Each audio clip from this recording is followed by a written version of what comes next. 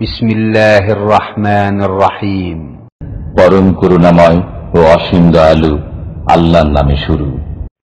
ومن أحسن قولا ممن دعا إلى الله وعمل صالحا وقال إنني من المسلمين।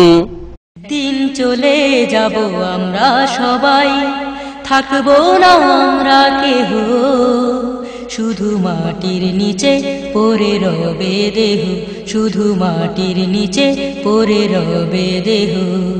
একদিন চলে যাব আমরা সবাই, থাকবো না আমরা কেহ, শুধু মাটির নিচে পড়ে রবে দেহ, শুধু মাটির নিচে পড়ে রবে দেহ। আসসালামু আলাইকুম ওয়া রাহমাতুল্লাহি ওয়া বারাকাতুহু।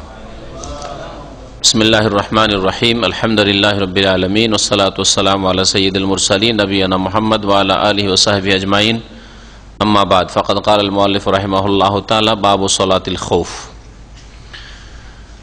عن صالح بن خوات عمن صلى مع النبي صلى الله عليه وسلم يوم ذات الرقاع صلاة الخوف أن طائفة من أصحابه صلى الله عليه وسلم صفت معه وطائفة وجاه العدو فصلى بالذين معه ركعة ثم ثبت قائما وأتموا لأنفسهم ثم انصرفوا فصفوا وجاه العدو وجاءت الطائفة الأخرى فصلى بهم الركعة التي بقيت ثم ثبت جالسا وأتموا لأنفسهم ثم سلم بهم متفق عليه وهذا لفظ مسلم ووقع في المعرفة لابن مندى عن صالح بن خوات عن أبيه। আল্লাহ পাক রব্বুল আলামিনের যাবতীয় প্রশংসা যে আল্লাহ পাক রব্বুল আলামিন আমাদের 5 ওয়াক্ত সালাত ফরজ করেছেন। সালাত এবং সালাম নাযিল করেন মুহাম্মদ রাসূলুল্লাহ সাল্লাল্লাহু আলাইহি সাল্লামের উপর, যিনি সর্ব অবস্থায় 5 ওয়াক্ত সালাতের হেফাজত করেছেন।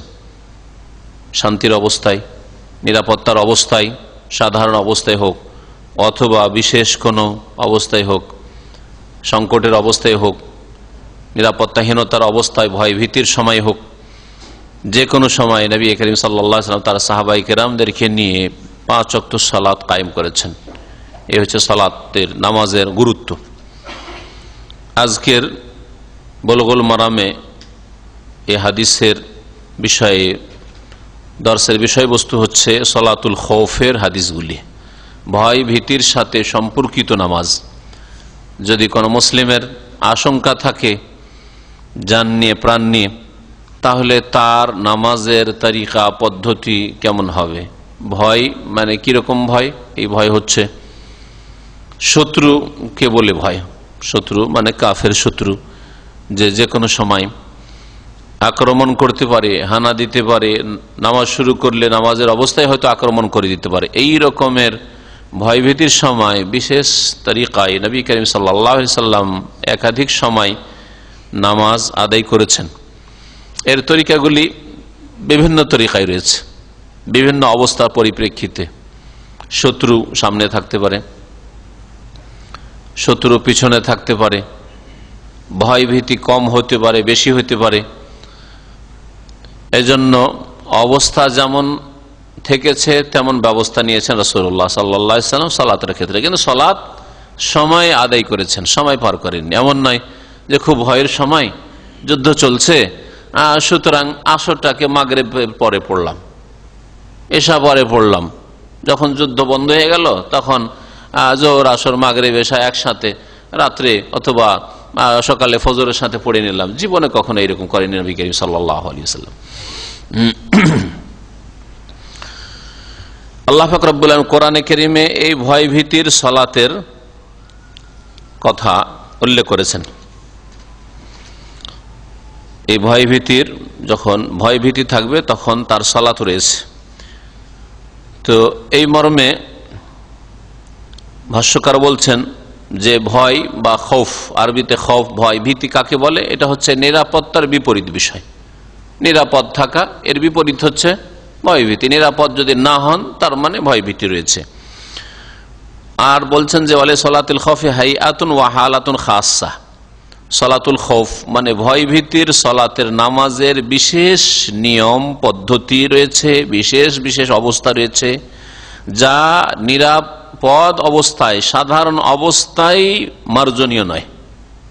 অর্থাৎ আপনি যখন নিরাপদ রয়েছেন, কোনো ভয় ভীতি নেই, তখন ওইভাবে সলাত আদায় করলে সলাত আদায় হবে না, সলাত শুদ্ধ হবে না। ওয়াতাখতালিফু হাইআতুহা ওয়া আহলাতুহা সিফাতুহা, সেই সালাত আদায়ের পদ্ধতি, তার অবস্থা, তার বিবরণ বিভিন্ন রকম হইতে পারে। বিহালিল আদু, শত্রু কি অবস্থায় আছে এর পরিপ্রেক্ষিতে। শত্রু, প্রথম কথা, মিন কুরবিহি আও বুদিহি, কাছে আছে না দূরে আছে। শত্রু যদি 10 কিলোমিটার দূরে থাকে আর নামাজ আদায় করতে 5 থেকে 7 মিনিট লাগবে না 10 মিনিট লাগবে, আর তাদের কাছে এই রকমের যানবাহন নেই যে 5 মিনিটের মধ্যে এসে পৌঁছে যেতে পারে আমাদের কাছে, তাহলে আরামে নামাজ পড়বেন আপনি, তাই না? কাছে আছে না দূরে আছে, এগুলিকে লক্ষ্য রাখতে হবে। আমিন শিদ্দাতিল খাউফি ওয়া খিফাতিহি, ভয় কতটা, ভয় আছে, যে কোনো সময় শত্রুর ভয় আছে, তাই না? রাস্তাঘাটে চললে শত্রুর ভয় আছে, ভয় নেই? কোনখানে শত্রুর এমন ভয় নেই। নিরাপত্তাহীনতা যে কোনো জায়গায় রয়েছে, কোথাও কম কোথাও বেশি, কিন্তু হালকা ভয় রয়েছে, অল্প ভয় রয়েছে না, বেশি আশঙ্কা রয়েছে, বেশি ভয় রয়েছে, এটা দেখার বিষয়। যে কোনো সময় যদি ভয় থাকে, সামান্য ভয়, আর ওই ভয়ে আপনি সালাতুল খৌফ পড়বে, তা তো চলবে না। আর তার অমিনাল জেহা আল্লাতি হুয়া ফিহা, আর কোন দিকে শত্রু রয়েছে, কিবলার দিকে শত্রু রয়েছে না কিবলার উল্টো দিকে শত্রু রয়েছে। কিবলামুখী নামাজ পড়বেন। সামনে যদি শত্রু থাকে তাহলে নামাজ পড়ার পদ্ধতি আলাদা, পেছনে যদি শত্রু থাকে তাহলে শত্রু দিয়ে মুখের তার নামাজ পড়া যাবে না, কিবলামুখী নামাজ পড়তে হবে। তখন সেই সলাতের পদ্ধতি আলাদা হয়ে যাবে। একদলকে শত্রুদের সামনে দাঁড়াতে হবে, বিশেষ করে সেজদার অবস্থায়। তো এই কথাগুলি বলতে চাইলেন যে সলাতুল খৌফের বিভিন্ন পদ্ধতি রয়েছে, আর বিভিন্ন অবস্থায় বিভিন্ন রকম পদ্ধতি বা নিয়মের বাস্তবায়ন করবেন আপনি। রাকাত সংখ্যা কি কমানো যাবে? যেমন সফরের বিধান হচ্ছে রাকাত সংখ্যা কমানো, তাই না? 4 রাকাত বিশিষ্ট নামাজকে কসর করে 2 রাকাত পড়া, তাহলে 4-কে 2 করছেন, জোহর 2 পড়লেন, আসর 2 পড়লেন, এশা 2 পড়ছেন, ঠিক না? সলাতুল খৌফে কি এমন কোন বিধান রয়েছে কমাবার? সহি মত হচ্ছে যে না, এতে এইরকম কোন বিধান নেই যে ভয়ের কারণে নামাজে কসর হয়ে যাবে। উদাহরণস্বরূপ, গ্রামে আছেন, নিজের বাড়িতে আছেন, কিন্তু শত্রুর ভয়, যে কোনো সময় গ্রামে হামলা হয়ে যেতে পারে, আক্রমণ হইতে পারে, তাহলে গ্রামে থাকা অবস্থায় মকিম, আপনি মকিমের 4 রাকাত নামাজ 4ই পড়তে হবে, ঠিক না? তাহলে ভয়ই থাকলেও 4ই পড়তে হবে। সফরেও আছেন, দূরে গেছেন, সফরের দূরত্বে চলে গেছেন, আর সেখানে দুশ্মন বলে ভয়, তাহলে সেখানে সফরের কারণে আপনি কসর করবেন, কিন্তু ভয়ের কারণে কি আর কিছু করবেন, আর কমাতে পারবেন? যে 2-এর জায়গায় ভাই 1 রাকাত পড়ে নেব, চলবে? অধিকাংশ আইম্মায়ে কেরাম দিকে চলবে না। এই জন্য বলছেন ওয়ালাইসা লিল খাউফি তাসিরুন ফি আদাদি রাকাতিস সালাতি, ভয় ভীতির কোনো প্রভাব পড়বে না রাকাত সংখ্যার উপর। রাকাত সংখ্যা ভয় ভীতির কারণে কমিয়ে দেবেন, এটা হবে না। আল্লাহর রাজে এইটাই হচ্ছে সহি শুদ্ধ সঠিক মত। সঠিক মত এটা। এই জন্য বলছেন যে আর একটা মত তাহলে আছে এরকম, যে বেশি যদি ভয় থাকে, যে 2 রাকাত নামাজ পড়তে পড়তে সফরে আসে, 2 রাকাত নামাজ পড়তে পড়তে শত্রু আক্রমণ হয়ে যেতে পারে, তো 1 রাকাত পড়লে চলবে, এরকম মত আছে। অথবা মুকিম অবস্থায় আছেন, মুকিম অবস্থায় কসর চলে না, কিন্তু 4 রাকাত নামাজ পড়তে গেলে শত্রু আক্রমণ হয়ে যেতে পারে, এতটা সামলানো যাবে না এত সময়, তাহলে 2 রাকাত তো পড়া যাবে, এরকম মত আছে, কিন্তু মতটি ঠিক নয় বলছেন। শরীয়তে আল্লাহ পাক রব্বুল আলামিন ভয় ভীতির সালাত কেন বিধিবদ্ধ করলেন? ভয় ভীতির নামাজের নিয়ম কানুন কেন বাতলে দিলেন? না, নামাজ একই রকম নামাজ থাকতো, সলাতুল খৌফের তরিকা আলাদা, বিভিন্ন রকমের তরিকা, এর বৈধতা কেন শরীয়তে আসলো? এটা কেন শরীয়ত সম্মত হইল? এর রহস্য বলছেন আল্লাহু আলাম, 2টো রহস্য রয়েছে। সলাতুল খৌফ শরীয়তে যে রয়েছে এর 2টো রহস্য রয়েছে। একটা হচ্ছে এই উম্মতের জন্য আল্লাহ পাক সহজ করে দিয়েছেন। যেখানে মুশকিল সেখানে আসান। ইন্না মাল উসরে ইউসরা, যেখানে কঠিন হয় সেখানে আল্লাহ পাক সহজ করে দেন। হ্যাঁ, সফরে গিয়েছেন, আল্লাহ কসর করে আসান করে দিলেন, তাই না? পানি ব্যবহার করতে পারছেন না, রোগ বেড়ে যাওয়ার ভয় রয়েছে, তখন আল্লাহ পাক সহজ করে দিলেন তায়াম্মুমের মাধ্যমে। হ্যাঁ, ঠিক না? অথবা পানি পাচ্ছেন না, দুই ক্ষেত্রে। তাহলে শরীয়তে এরকম বিধান রয়েছে, সহজ করার বিধান রয়েছে। রোজা আপনার ফরজ মুসলিম, কিন্তু আপনি অসুস্থ অথবা সফরে গেছেন, আল্লাহ পাক কি করলেন? ফাইদ্দাতু মিন আইয়ামিন উখরা, অন্য সময় রোজাগুলি কাজা করে নিও। উদ্দেশ্য কি, রহস্য কি? রহস্য হচ্ছে তাইসির, সহজ করে দেওয়া, দিনকে সহজ। আদ-দীন ইউসরুন, সহিহ বুখারী একটি হাদিস রয়েছে, নবী করিম সাল্লাল্লাহু আলাইহি ওয়াসাল্লাম বলছেন আদ-দীন ইউসরুন, দিন হচ্ছে সহজ, দিন হচ্ছে সহজ। দ্বিতীয় রহস্য সালাতুল খৌফ আল্লাহ পাক কেন শরীয়তে দিলেন? সালাতুল খৌফ বলে কিছু থাকতো না। এর দ্বারা নামাজের হেফাজত, সুরক্ষার গুরুত্ব বোঝা যায়, যাতে স্পষ্ট হয় যে দেখো, রণক্ষেত্রে থাকলেও, যুদ্ধের ময়দানে থাকলেও, কাফের শত্রুর সামনে থাকলেও, আর যে কোনো সময় কাফের আক্রমণ করে দিবে আর বড় ক্ষয়ক্ষতির আশঙ্কা রয়েছে, এইরকম আশঙ্কা থাকলেও সলাতে বিলম্ব করা যাবে না। টাইম যদি পার না করে, সলাত মাফ নেই, মাফ তো প্রশ্নে উঠে না যে অফ হয়ে গেল। টাইমেও বিলম্ব করা যাবে না, ওয়াক্ত পার করা যাবে না। হ্যাঁ, ওয়াক্ত পার করা যাবে না। তাহলে নামাজের কত গুরুত্ব, নামাজের সময়ের হেফাজত করার, সময়ে নামাজ পড়ার কত গুরুত্ব। তারপরে সালাতুল খৌফ একা একা পড়ার বৈধতা নেই যদি একেবারে যুদ্ধ না চলে। আশঙ্কা আছে দুশমনের, কিন্তু যুদ্ধ এখন বিরতি আছে, যুদ্ধ বন্ধ আছে, তাহলে একা একা নামাজ পড়া যাবে না। জামাত সহকারে নবী করিম সাল্লাল্লাহু আলাইহি ওয়াসাল্লাম নামাজ পড়েছেন। এর দ্বারা জামাতেরও গুরুত্ব বোঝা যায় যে জামাত কত গুরুত্বপূর্ণ নামাজে, ওর কাউমার রাখে। তাহলে দুটি হিকমতের কারণে, দুটি রহস্যের কারণে, দুটি তত্ত্বের কারণে আল্লাহ পাক শরীয়তে সালাতুল খৌফ, ভয় ভীতির সালাতের বিধান দান করেছেন। একটি হচ্ছে কি বললাম, উম্মতের জন্য সহজ করা, আর দ্বিতীয় হচ্ছে নামাজের গুরুত্ব বোঝানো, যে নামাজ কত গুরুত্বপূর্ণ ইবাদত। কারণ যেই ব্যক্তি নামাজের হেফাজত করেন না, তার দ্বারা অন্য কোন ইসলামের বিধিবিধান হেফাজত হইতে পারেন না, অসম্ভব কথা। সাময়িক হইতে পারে, সাময়িক কিছু ভালো কাজ করে, আর কিছু অন্য অন্য কাজে অংশ নেই, দান খায়রাত করে, মসজিদ মাদ্রাসা করে, এই করে সেই করে, বাপ মার দেখাশোনা করে, ইত্যাদি করে, কিন্তু এগুলি হচ্ছে টেম্পোরারি, সাময়িক। আর যার নামাজের হেফাজত আছে, তার কাছে আশা করা যেতে পারে যে বাকি ইবাদতগুলি কন্টিনিউ হবে, সাময়িক হবে না, বাকিগুলি সুন্দর হবে। এই জন্য নামাজ মৌলিক বিষয় ইসলামিক জীবনে। তাওহীদের পরে, আল্লাহর একত্ব ঠিক রাখার পরে, কারণ শিরক মুক্ত না হলে তো নামাজ পড়েও কাজে আসবে না। এই জন্য শিরক মুক্ত হওয়ার পরে, তাওহীদ প্রতিষ্ঠা করার পরে 5 ওয়াক্ত সালাত আদায় করা সবচেয়ে গুরুত্বপূর্ণ ইবাদত। সালাতুল খৌফের বিধান কোরআনে কারীমে রয়েছে, রাসূলুল্লাহ সাল্লাল্লাহু আলাইহি ওয়াসাল্লাম হাদিসে রয়েছে। আর এই ক্ষেত্রে ইজমা, ঐক্যমত তো নেই, দ্বিমত একটু আছে, কিন্তু অধিকাংশ উলামা, ফুকাহা, মুহাদ্দিসিন এটাকে মেনেছেন বা এর উপর আমল করেছেন। সালাতুল খৌফে সাবিতাতুন বিল কিতাব ওয়াস সুন্নাহ ওয়া ইনদা জমহুরিল ফুকাহা, বলছেন যে সালাতুল খৌফ, ভয় ভীতির নামাজ, প্রমাণিত কোরআনে কারীমের আয়াত দ্বারা, ওয়াস সুন্নাহ হাদিস দ্বারা, ওয়া ইনদা জমহুরিল ফুকাহা, অধিকাংশ উলামা ফুকাহাদের নিকটে। কোরআনে কারীমের আয়াত, মহান আল্লাহ ইরশাদ করেছেন, কাউলুহু তাআলা, ওয়া ইযা কুনতা ফীহিম ফাআকামতা লাহুমুস সালাতা ফালতাকুম তায়ফাতুম মিনহুম মা'ক। কোন সূরা আছে হাফেজা? নিসা, ইনশাআল্লাহ। আল্লাহ বলছেন, ওয়াইদা কুনতা ফীহিম, যখন হে নবী তুমি তোমার সাথী সঙ্গীদের মাঝে থাকবে, ফাআকামতা লাহুমুস সালাতা, তাদের জন্য নামাজ কায়েম করবে, নামাজের ইকামত দেবে। আর শত্রু, ওখানে আলোচনা রয়েছে জিহাদ ফি সাবিলিল্লাহর কথা। আর শত্রু পক্ষ সামনে কাছাকাছি আছে, তোমার যে কোনো সময় নামাজের অবস্থায় হামলা হয়ে যেতে পারে। ফালতাকুম তায়ফাতুম মিনহুম মাক, তাদের একটি দল যেন তোমার সাথে সালাতে দাঁড়ায়, আর একটি দল যেন শত্রুর সামনে পাহারা দেয়। এইভাবে আল্লাহ পাক রব্বুল আলামিন আয়াতটাই বলেছেন।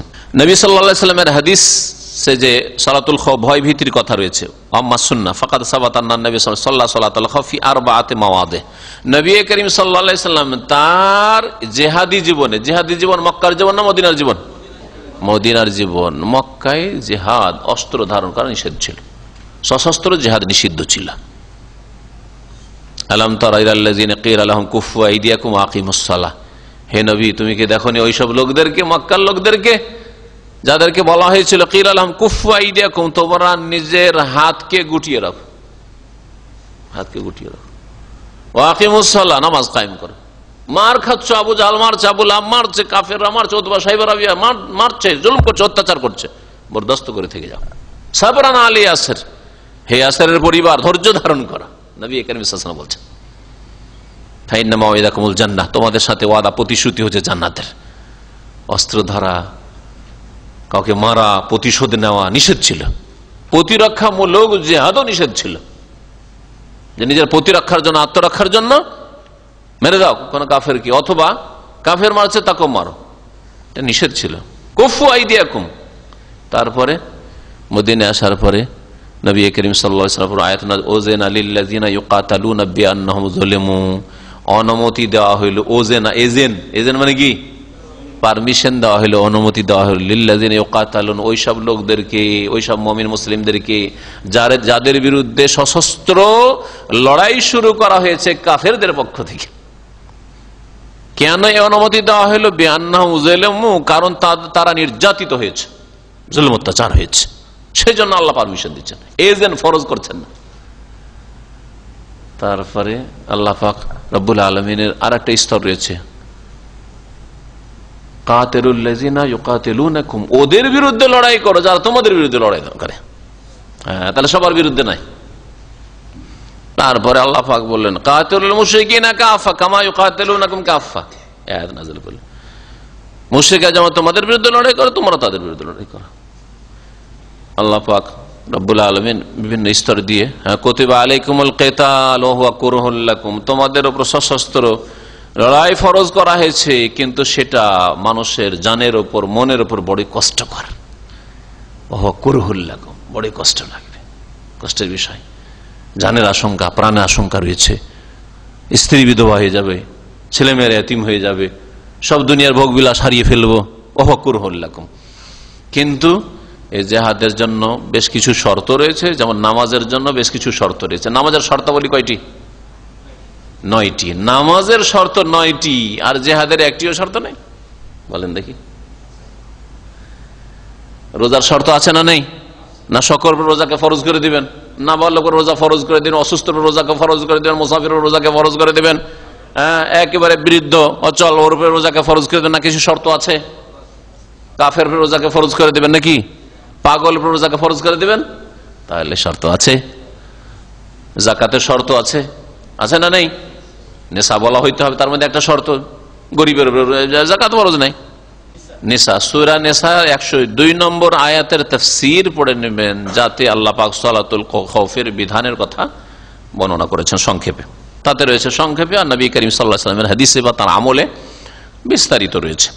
নবী করিম সাল্লাল্লাহু আলাইহি ওয়াসাল্লাম তার জীবদ্দশায়, জিহাদি জীবনে 4 জায়গায় সালাতুল খৌফ আদায় করেছেন। 4টি জায়গায় শত্রুদের পক্ষ থেকে ভয় ছিল, ভীতি ছিল, যার ফলে তিনি কি করেছেন? সালাতুল খৌফ আদায় করেছেন। একটি হচ্ছে বাতনে নাখলা, নাখলা নামক উপত্যকা, আর একটি হচ্ছে উসফান, উসফান যেটা মক্কার কাছাকাছি জায়গা, আর আরেকটি হচ্ছে জিকারত বলে একটি জায়গা, আর একটা হচ্ছে জাতুর রেকার যুদ্ধ, গাজওয়ায়ে জাতুর রেকা, জাতুর রেকার যুদ্ধ। আর এই জায়গাগুলির আলোচনা আর এই হাদিসগুলি ধারাবাহিকভাবে আমাদের সামনে আসবে, যে জায়গাগুলোতে নবী করিম সাল্লাল্লাহু আলাইহি ওয়াসাল্লাম সালাতুল খৌফ পড়েছেন। উলামায়ে কেরামরা, ফুকাহায়ে কেরামরা সালাতুল খৌফ সম্পর্কে 2টি বিষয় একমত। বিভিন্ন মাসলা মাসলা ইখতিলাফ থাকলেও 2টি বিষয় একমত। একটি হচ্ছে আন্নাহু ইয়াজুজু লিল গুযাতি আন ইউসাল্লুহা বিইমামাইন কুল্লু তায়ফাতিন বিইমাম, বলছেন যে যারা যোদ্ধা তাদের জন্য 2 ইমামের পিছনে, প্রত্যেক দল এক এক ইমামের পিছনে নামাজ পড়বে, এইরকমটা জায়েজ রয়েছে 2 বারে। কিন্তু কোন মসজিদে 2 ইমামের পিছনে নামাজ পড়ে এটা জায়েজ নাই। হ্যাঁ, সাধারণ অবস্থায় কোন মসজিদে যদি 2 ইমামের পিছনে নামাজ পড়েন তো জায়েজ নাই। বলছে আমরা হানাফি আমার পিছনে নামাজ পড়বো, আমরা শাফির পিছনে নামাজ পড়বো, হ্যাঁ, দুই ইমামের পিছনে যদি জায়েজ না হয় তো চার মুসাল্লা কায়েম করে চার ইমামের পিছনে নামাজ পড়ার, তাও কোন মসজিদে? সুবহানাল্লাহ, মসজিদে হারামে, এই মুসলিম জাতির অধঃপতনের যুগে, কাফেরদের গোলামের যুগে আর শিরক বিদআতের ছড়াছড়ির যুগে, এর 800 বছরের বেশি এক কাবা ঘরে চারিদিকে চার মেহরাব তৈরি করে রেখেছিল, চার মেহরাব তৈরি করে রেখেছিল। ইসলামকে এরা ভাগ বন্টন করে নিয়েছে, বাটোয়ারা করে নিয়েছিল। আল্লাহ পাক রহম করুক কিং আব্দুল আজিজ রহমতুল্লাহ আলাইহির পর তিনি যখন তার ক্ষমতায় আসলেন, তখন তিনি যেই সংশোধনগুলি করলেন, ইসলাহাতগুলি করলেন, তার মধ্যে এই মক্কাতুল মুকাররমায় আল্লাহর ঘরে কাবা এক, আল্লাহ এক, রাসূল এক, কোরআন এক, সবকিছু এক, আর উম্মত ওয়াহিদা এক, উম্মতে মুসলিমা আর চার ভাগে বিভক্ত, তাও আল্লাহর ঘরে আবার, আর তাও সবচেয়ে ভালো ইবাদত নামাজেও। হানাফিরা হানাফি ইমামের পিছনে নামাজ পড়ছে, শাফিরা শাফি ইমামের পিছনে নামাজ পড়ছে, মালিকিরা মালিক ইমামের পিছনে নামাজ পড়ছে, হাম্বলিরা হাম্বলি মেহরাবে ইমামের পিছনে নামাজ পড়ছে। বড় দুঃখজনক অবস্থা ছিল। আলহামদুলিল্লাহ যে আল্লাহ পাক রব্বুল আলামিন এই রকমের ইমামে আদিল, ন্যায়পরায়ণ শাসকের মাধ্যমে আল্লাহ পাক এই কুসংস্কার কি আর মুসলিমদের ফিরকাবাজিকে দূর করেছেন। দ্বিতীয় যে বিষয়টি, যে বিষয়ে ওলামারা একমত, ইজাস্তাদাল খৌফ ওয়া তাআযারাতিল জামাত, যখন ভয় ভীতি চরম পর্যায়ে পৌঁছে যাবে, এত ভয় যে নামাজে দাঁড়ানো সম্ভব না, নামাজে দাঁড়ানো সম্ভব না, জামাতে একসাথে জামাত করে লাইন লাগানো সম্ভব নয়, এরকম যদি হয়ে যায় আর জামাত করা মুশকিল হয়ে যায়, ফালাহুম সালাতুহা ফুরাদা ফি খানাদিক মাওয়াকিফ, যে যেখানে আছে নিজ নিজ জায়গায়, যে যেখানে আছে রণক্ষেত্রে নামাজ পড়ে নেবে, একা একই ফরাদ, একা একা নামাজ পড়ে, তখন আর জামাত নেই। এটাও একটা সালাতুল খৌফের তরিকা। ধরেন সারাদিন ধরে যুদ্ধ চলছে আর কাফের যুদ্ধ বন্ধ করছে না, কাফের অস্ত্র চলতে আছে, আপনার অস্ত্র ছেড়ে দেবে, বুঝে আমরা অস্ত্র রাখি এখন নামাজ পড়বো নাকি? না, অস্ত্র চলতে থাকবে। হ্যাঁ, আর সালাত টাইমে টাইমে পড়তে হবে, এমন না যে অস্ত্র চলছে সুতরাং সবগুলিকে একসাথে করে দেবো, না, জোহরটা জোহরের মধ্যে পড়তে হবে। জোহর যেমন শুরু হচ্ছে ধরেন আজকাল 11:40 থেকে, আর জোহরের শেষ সময় যখন আসরের আজানের টাইম হচ্ছে 3:15, ধরেন 3:12 বা 14-16 যা আছে, তো এর মাঝখানে পড়তে হবে আপনাকে জোহর আসর ওই রকমই। আর যদি ওর সাথে সফর থাকে জমা করতে পারেন, কিন্তু এমনটা হবে না যে জোহর আসরকে মাগরিবের সাথে মিলিয়ে দিলেন। হ্যাঁ, মাগরিবকে মাগরিবের সময় পড়তে, অথবা মাগরিব এশাকে খুব বেশি হলে জমা করা যেতে পারে। ফজরকে সূর্য ওঠার আগে আগে নামাজ পড়তে, হ্যাঁ সারা রাত ধরে যুদ্ধ চলছে, ফজরের সময় যুদ্ধ চলছে, না এখন ফজরটা পড়বো না, সূর্য ওঠার পরে ফজর পড়বো, চলবে না? চলবে না। সুতরাং এইসব থেকে আমাদেরকে জানতে হবে যে নামাজের কত গুরুত্ব রয়েছে, নামাজের ওয়াক্তের কত গুরুত্ব রয়েছে, নামাজের ইবাদতের ইবাদতের কত গুরুত্ব রয়েছে। হ্যাঁ, আর আপনি যাচ্ছেন কোথাও সফরে বা আসছেন কোথাও সফর থেকে, ও দামামের কাছে তো চলে এসছি, এখন ফজর পড়লে আবার কোথাও পেট্রোল পাম্পে নামতে হয়, যাক দামামে গিয়েই নামাজটা পড়বো, এখানে আস্তে আস্তে আর এসে নামতেই সূর্য উঠে গেল, জামাত তো গেল সূর্য উঠে গেল। জায়েজ না জায়েজ কাজ এরকম অনেকে করে।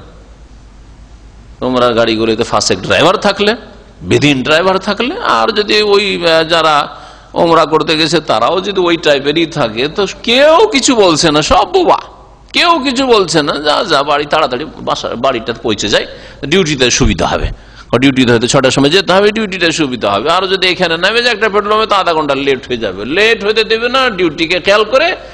আর যখন ড্রাইভার থামছে না আর আমাদের বলারও প্রয়োজন নেই, আসলে সূর্য উঠে গেল, না জায়েজ কাজ। আপনার অন্যায়ের প্রতিবাদ ওখানে করতে হবে, আপনাকে বলতে হবে যে গাড়ি থামো, আমরা টাইমে নামাজ পড়বো।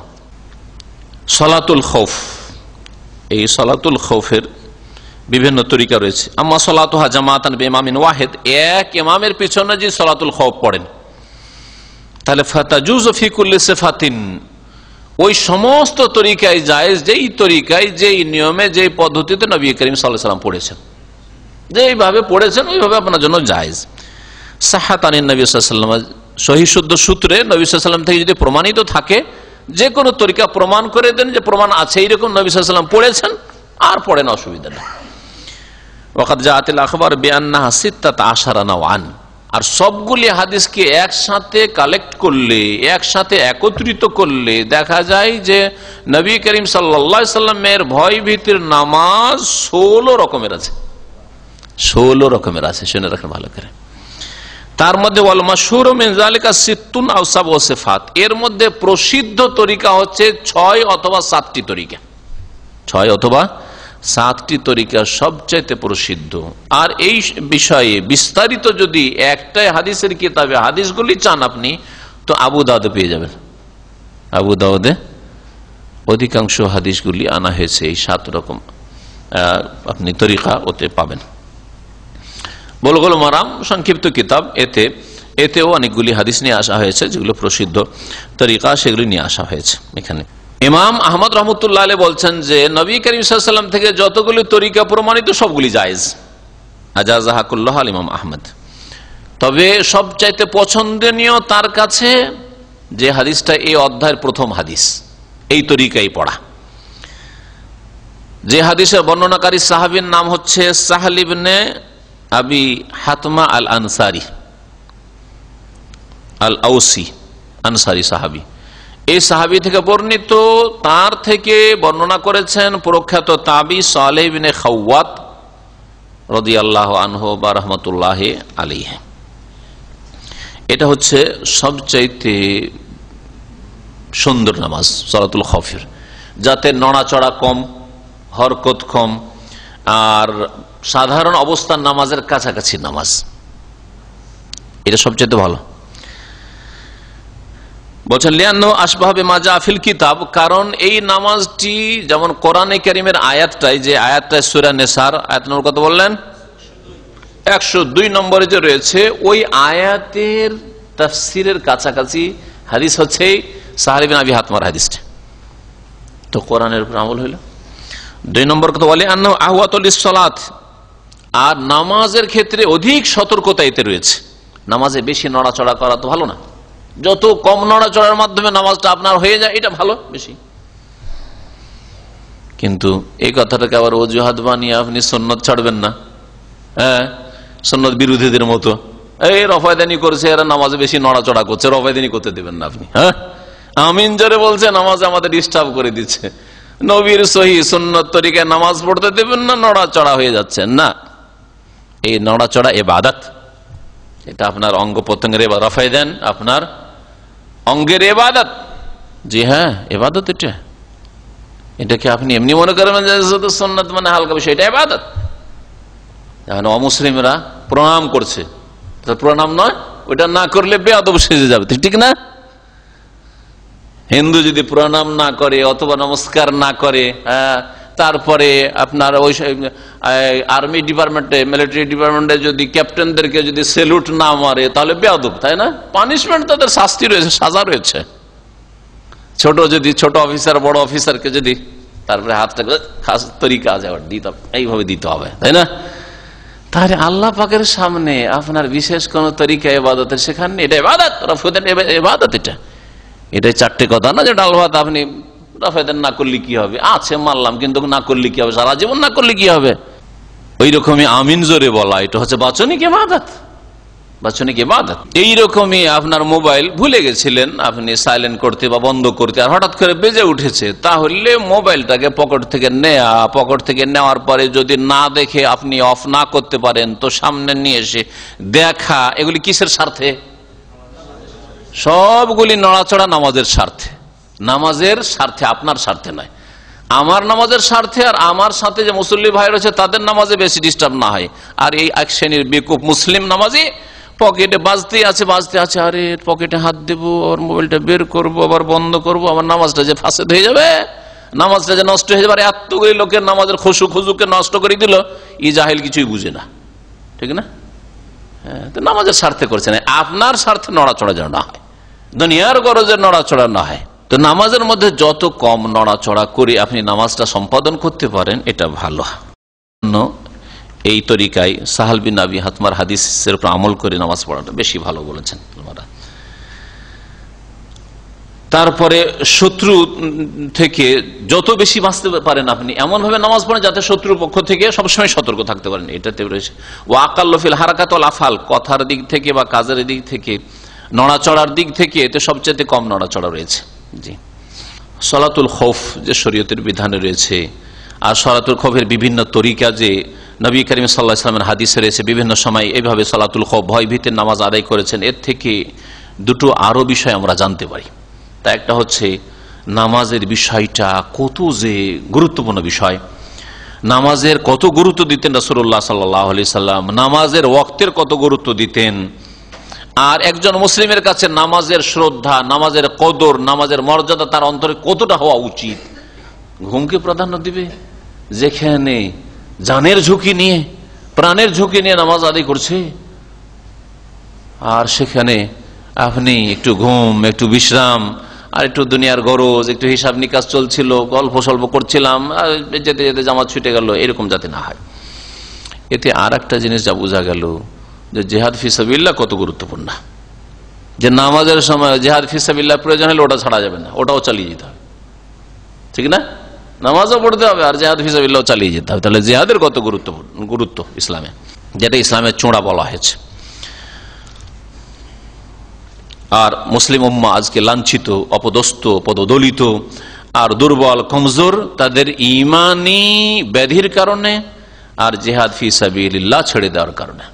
মুসলিম নেতৃত্ব আল্লাহ পাকের রাস্তায় সর্বাত্মক প্রচেষ্টা ছেড়ে দিয়েছে, জিহাদ ফি সাবিলিল্লাহকে পরিত্যাগ করেছে, যার ফলে মুসলিম উম্মাহ আজকে গোলামের জীবন যাপন করছে। হাদিস একটা দেখা যাক।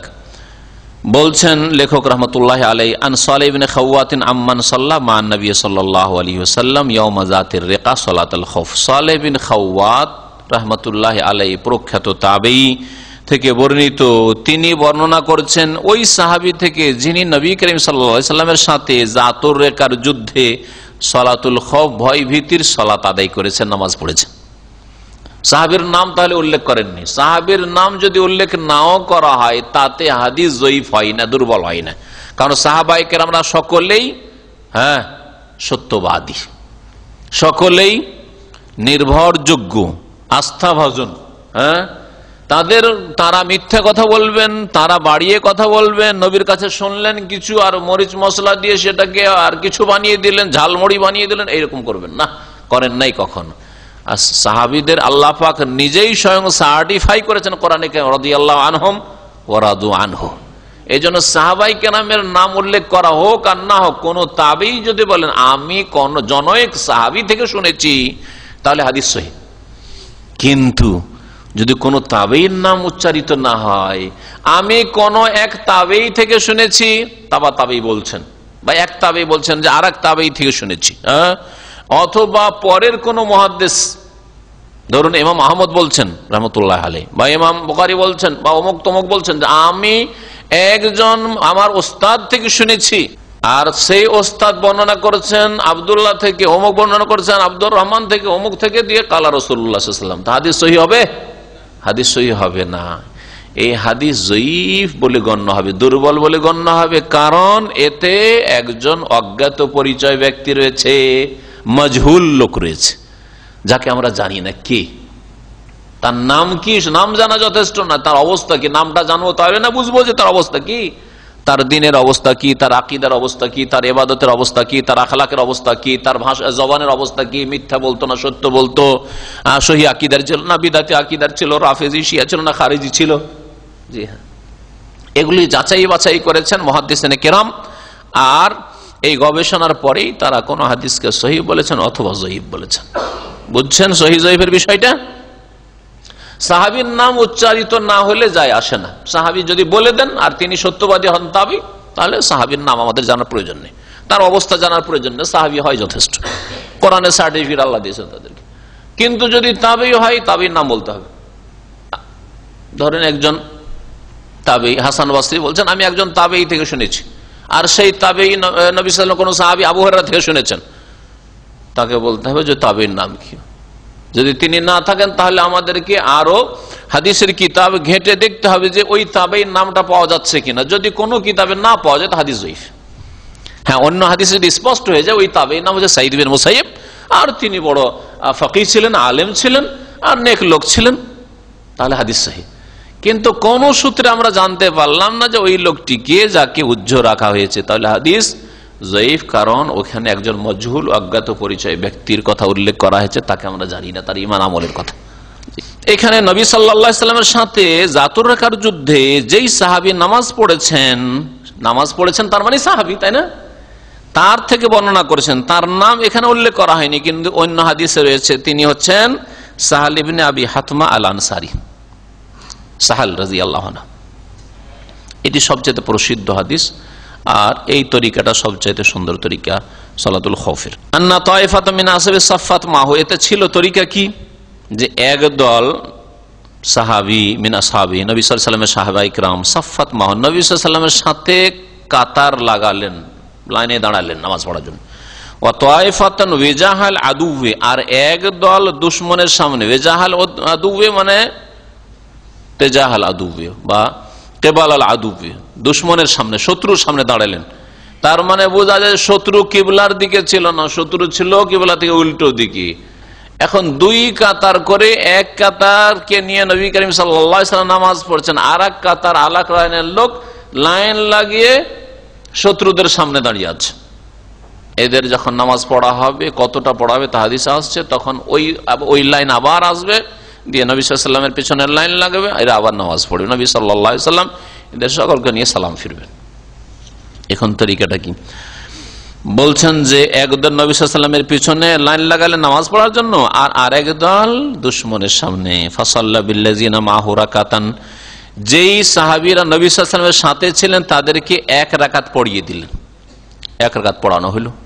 সুম্মা সাবাতা কায়েমান, তারপর এক রাকাত পড়িয়ে দিয়ে যে দাঁড়ালেন, নবী সাল্লাল্লাহু আলাইহি ওয়াসাল্লাম দাঁড়িয়ে থেকে গেলেন।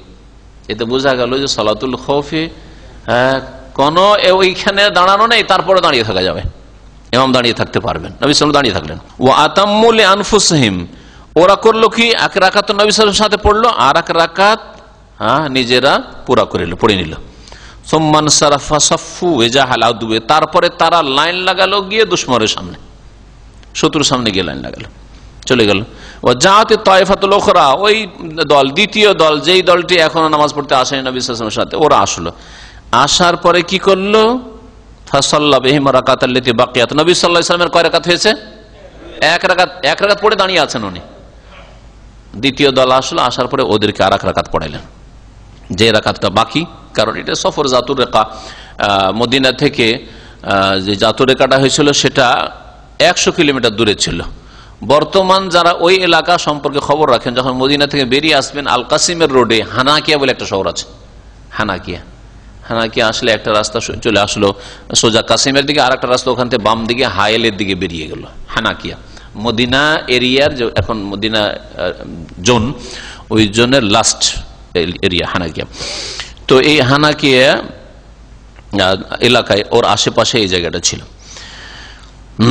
যে এলাকাগুলিকে নজদ বলা হতো, মানে মদিনা আর মক্কার তুলনায় এখানকার জমি হচ্ছে উঁচা জমি, আর উঁচা এলাকাকে আরবি ভাষায় নজদ বলা হয়। যেমন আমাদের দেশে উঁচা এলাকাকে কি বলা হয়, বরিন্দ্র বলে, বা বরিন্দ এলাকা সহজ ভাষায়, আর আঞ্চলিক ভাষায় বরিন্দা এলাকা। জি, উঁচা এলাকাকে কখনো বন্যা উঠে না, যতই বন্যা হয় সারা এলাকা ডুবে যায়, ওই সব এলাকায় বন্যা সাধারণত উঠে না। আর ওই সব এলাকায় যদি বন্যা উঠে যায় তাহলে আর গোটা দেশের কোন জায়গায় নজদ আরবি ভাষায়। তো নজদ কে নজদ, রিয়াজ থেকে কাসিম এই এলাকাটাকে নজদ এই জন্য বলা হয় যে হেজাজ, মদিনা আর মক্কার এলাকার তুলনায় এই এলাকা হচ্ছে উঁচা এলাকা।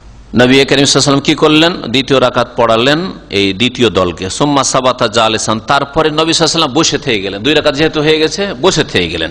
ওয়া আতাম্মু লিআনফুসিহিম, আর এই লোকেরা যেহেতু এক রাকাত পড়েছে আর এক রাকাত পুরা করে নিল নিজেদের জন্য।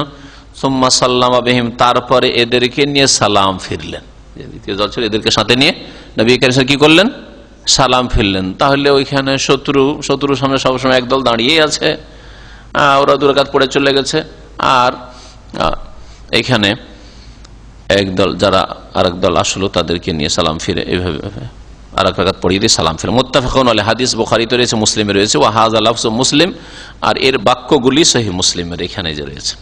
বলছে এই জাতুর রেখার যুদ্ধ কে জাতুর রেখা কেন বলা হয়? রেখা রুকআতুন, রুকআতুন মানে হচ্ছে নেকড়া বা তেনা, তেনা বলেন না নেকড়া বলেন না, দুটোই বলেন। নেকড়া বুঝেন? নেকড়া ব্যাগ না, নেকড়া মানে তেনা, কাপড়ের তেনা। হ্যাঁ হ্যাঁ, জি হ্যাঁ। তো জাতুর রেকার যুদ্ধ মানে তেনার যুদ্ধ বা নেকড়ার যুদ্ধ। কি জন্য বলা হয়েছে? নবী কারীম সাহাবায়ে কেরামরা এমন সময় বেরোলেন জিহাদে, অভাবের যুগ, আর অনেকের পায়ে স্যান্ডেল জুতার কোনো ব্যবস্থা নেই, খালি পায়ে হেঁটে হেঁটে 100 কিলোমিটারের দূরত্ব মদিনা থেকে এলাকা, জাতুর রেখার এলাকা, আর পাথরের এলাকা, তো বুঝতে পারো ওইসব এলাকায়, হ্যাঁ, পাথরের জমি, হেঁটে হেঁটে পায়ে জখম হয়ে গেছিল। যখন অনেকের পায়ে ঘা হয়ে গেছিল বা জখম হয়ে গেছিল পায়ে, তখন নেকড়া জড়িয়ে নিয়েছিলেন, নেকড়া জড়িয়ে নিয়েছিলেন, তেনা জড়িয়ে নিয়েছেন। এই জন্য এই যুদ্ধের নাম পড়েছিল যুদ্ধ গাজওয়ায়ে জাতুর রেকা, জাতুর রেকার যুদ্ধ। এটা হচ্ছে এক প্রসিদ্ধ তরিকা। আর এই জাতুর রেখা আর যুদ্ধে নবী করিম সাল্লাল্লাহু আলাইহি ওয়াসাল্লামের সাহাবায়ে কেরামরা বাতনে নাখল, এই জায়গাতে নবী করিম সাল্লাল্লাহু আলাইহি ওয়াসাল্লাম সালাতুল খাউফ, ভয় ভীতির নামাজ পড়েছিলেন, যেটা পূর্ব উত্তরে পড়ে মদিনা থেকে। কাসিম এলাকাটা ওই রকমই, তাই না? পূর্ব আর উত্তরে পড়ে, 100 কিলোমিটার দূরে। বলছেন ইনদা কারিয়াতুল হানাকিয়া, বর্তমান যে হানাকিয়া রয়েছে, হানাকিয়া একটা গ্রাম ছিল, এখন শহরে পরিণত হয়েছে। আজকাল সৌদি আরবের প্রায় গ্রামগুলি সব শহরে পরিণত হয়ে গেছে।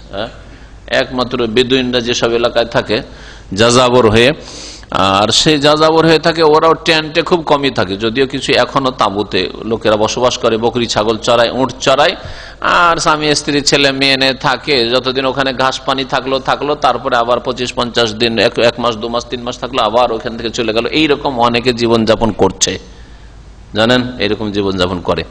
তবে অধিকাংশ লোক এখন এই জীবন থেকে চলে এসেছে, বিশেষ করে এখানে পুলিশে, সেনাবাহিনীতে ঢুকিয়ে এদেরকে সভ্য বানানো হয়েছে। একটা যুগ ছিল যে এখানকার অনেক ভাইরা বলেছেন যে এরা ওই সব জায়গা ছেড়ে, মরুভূমি ছেড়ে শহরে আসতে চাইতো না, যাবো না, ও ডিউটি করতে, পুলিশে ডিউটি করতে যাবো না, ও গেলে শহরে থাকতে হবে। আমাদের দেশের গ্রামেগঞ্জে বুড়ি মানুষকে নিয়ে এসে ঢাকা শহরের আর যাইতে রেখে থাকতে পারবে না, কি বাঁধা জীবন, কে জেলখানায় থাকে? গ্রামে থাকবো, উঠান আছে, বাড়ি ঘর আছে, গাছপালা আছে, ইত্যাদি, ঘোরাফেরা করবো। আমি এইরকম কিছু এলাকায় ঘুরেছি, একেবারে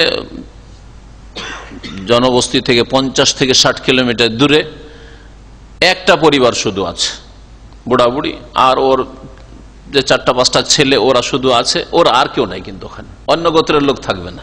আবার আমাদের দেশে যেমন গ্রামে গঞ্জে এক গ্রামে 50 বংশের লোক আছে, হ্যাঁ, অনেক সময় 50 লোক 50 বংশের, হ্যাঁ, কিন্তু আগের যুগের না, এক বংশের লোক একই গ্রামে সাধারণত পড়তো, নিজের গোত্র নিয়ে বসবাস করতো, এরকম হইতো। তো এইখানে এখনো ওই বংশের লোকে আছে, 4-5টা ঘর, আমাদের দেশের গ্রামের মতো না, মাত্র 4-5টা ঘর, 4-5 ভাইয়ের বাড়ি আছে। ওখানে একটা মসজিদ তৈরি করা আছে, নামাজ পড়ছে, আর ওদের কাছে সবকিছু আছে, অস্ত্র আছে ওদের কাছে প্রতিরক্ষার জন্য। ওদের 5 ভাইয়ের মধ্যে একজন ক্ষুদ্র আমিরও আছে, সরকারের পক্ষ থেকে নিযুক্ত।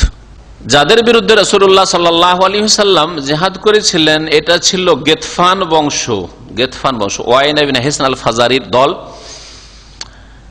গেতফান বংশ খুব প্রসিদ্ধ, বড় বংশ ছিল সেই যুগে। কেউ আজকালকার অনেকে বলছেন যে এটা হচ্ছে ওই বংশ যে বংশের নাম আজকাল মোতাইর বলে পরিচিত, অর্থাৎ যাদেরকে মোতাইরি বলা হচ্ছে। নাম শুনেছেন মোতাইরি? অমুক মোতাইরি, হ্যাঁ। তো এদের বিরুদ্ধে নবী সাল্লাল্লাহু আলাইহি সাল্লামের জাতুর রেকার যুদ্ধ হয়েছিল, আল্লাহু আ'লাম। এই হাদিসে আমরা জানলাম যে নবী করিম সাল্লাল্লাহু আলাইহি সাল্লাম 1 রাকাত করে পড়িয়ে দিলেন, তাই না? আর তারপরে ওরা 1 রাকাত করে পড়লো, আর তারপরে সালাম ফিরে নবী সাল্লাল্লাহু আলাইহি সাল্লামের শেষে দলটিকে নিয়ে, তাই না? তো এটা তাহলে মুক্তাদির কত করে হইলো নামাজ? 2 করে। নবী সাল্লাল্লাহু আলাইহি সাল্লাম কত রাকাত হলো? 2 করে। নবী সাল্লাল্লাহু আলাইহি সাল্লামের 2 হলো, আর ওদেরও 2 রাকাত করে হলো। যদি নবী সাল্লাল্লাহু আলাইহি সাল্লামের সাথে 1 রাকাত করে হলো। যদি ফজরের নামাজ হয় তো কি করবেন? এই ক্ষেত্রে ভাষ্যকার বলছেন যে সালাতুল খাউফে আলা হাযাল ওয়াজহ, যে হাদিসে বর্ণিত হয়েছে এই তরিকায় নামাজ যদি পড়তে হয়, ইন কানাত আল ফজর ও কানাল ইমাম ইয়াকসুরুস সালাত, যদি ফজরের নামাজ হয় অথবা ইমাম কসর করেন, তাহলে ইমাম তো 2 রাকাত পড়বেন না। ফাইন ইউসাল্লি বিতাইফাতিল ওয়ালা রাকাতুন ওয়াহিদা, প্রথম দলকে 1 রাকাত পড়াবেন। ওয়ায়াবকাল ইমামু কায়িমান ফি রাকাতিস সানিয়া, দ্বিতীয় রাকাতে দাঁড়িয়ে থাকবেন। ওয়াইতিমুনা লি আনফুসিহিম, নিজের নামাজ পুরা করে নেবেন, আর সালাম ফিরে নেবেন, আর পাহারা দিতে চলে যাবেন। এক রাকাত পড়লেন ইমামের সাথে, আর এক রাকাত পড়ে নিয়ে সালাম ফিরে নিয়ে পাহারা দিতে চলে যাবেন, কারণ শত্রু পিছন দিকে আছে বা উল্টো দিকে আছে। ওয়াইন কানাতিল মাগরিব, যদি মাগরিব হয় তাহলে কি করবেন? আবার মাগরিব তো 3 রাকাত, হতে কসর নেই। বলছেন যে আউরবাই অথবা 4 রাকাত বিশিষ্ট নামাজে সাল্লাবিল উলা রাকাতান, প্রথম দলকে 2 রাকাত পড়িয়ে দিবে। সুম্মা আতাম্মু লিআনফুসিহিম, আর তারপরে নিজের জন্য তারা পুরা করে নেবে। 2 রাকাত পড়লো, আর যদি তারা মুকিম হয় এলাকাতে, যুদ্ধটা এলাকাতে চলছে, তাহলে তো 4 পড়তে, বাকিটা পুরা করবে। ওয়াসাল্লামু ওয়া যাহাবুল হিরাসা। ওয়া আম্মা তাইফাতু সানিয়া, দ্বিতীয় দল যে রয়েছে, ফাইন্নাহা লাম্মা কানাতিল উলা বিল হিরাসা জাআত ফাসাল্লা বিহিমুল ইমাম মা বাকি মিনাস সালাত। মাগরিবের নামাজ হইলে আর কয় রাকাত বাকি আছে? 1 রাকাত বাকি আছে। তো 1 রাকাত যদি বাকি থাকে তাহলে 1 রাকাত এরা পেল, নবী সাল্লাল্লাহু আলাইহি ওয়াসাল্লামের সাথে তাহলে বা ইমামের সাথে 1 রাকাত পেল। সুম্মা জালাসা লিতাশাহুদ, তাশাহুদে বসবে। ওয়া আতাম্মু লিআনফুসিহিম, আর তারা নিজের বাকি নামাজটা পড়ে। হাত্তা ইয়ালহাকু ফি তাশাহুদ, নবী সাল্লাল্লাহু আলাইহি ওয়াসাল্লাম বসে থাকবেন আর ওরা তাশাহুদে মিলে যাবে। ফাইজা তাশাহুদ, তাশাহুদ যখন পড়া হয়ে যাবে তখন তাদেরকে নিয়ে একসাথে সালাম ফিরবেন। সালাম ফেরাটা হবে একসাথে। আজকে এইটুকু যথেষ্ট সালাতুল খাউফ সম্পর্কে। সালাতুল খাউফের আরো যেসব তারিকা আছে ইনশাআল্লাহ তাআলা আমাদের সামনে আসবে আগামী সপ্তাহগুলোতে, সেগুলো বিস্তারিত আলোচনা করা যাবে। সাল্লাল্লাহু আলাইহি ওয়া সাল্লাম মুহাম্মদ ওয়া আলা আলিহি ওয়া সাহবিহি।